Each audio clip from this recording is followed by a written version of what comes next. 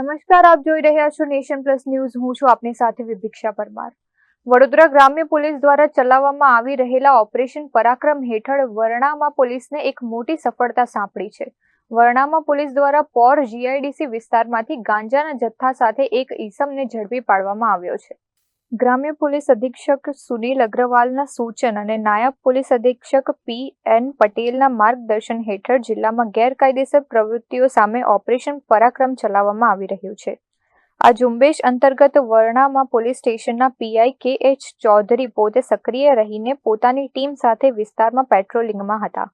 Patrolling દરમિયાન PI કે.એચ. ચૌધરીને ખાનગી બાતમીદાર રાહે બાતમી મળી હતી કે પોર જીઆઈડીસી ખાતે આવેલ કાશીપુરા ચોકડી નજીક ચાની કેબિન ધરાવતો સુરેન્દ્રસિંહ યોગેન્દ્રસિંહ નામનો શખ્સ પોતાની કેબિનમાં માદક પદાર્થ ગાંજાનું વેચાણ કરે છે.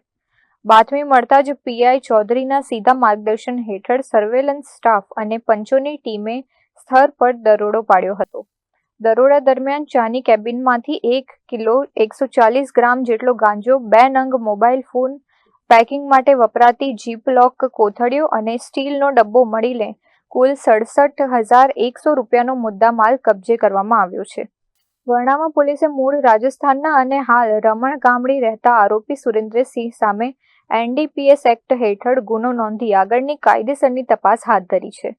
પીઆઈ કે.એચ. ચૌધરી અને તેમની ટીમ આ સફળ કાર્યવાહીથી વિસ્તારમાં ગેરકાયદેસર નશાકારક પદાર્થોનું વેચાણ કરતા તત્વોમાં ફફડાટ વ્યાપી ગયો છે. Bureau report, nation plus news, Vadodara.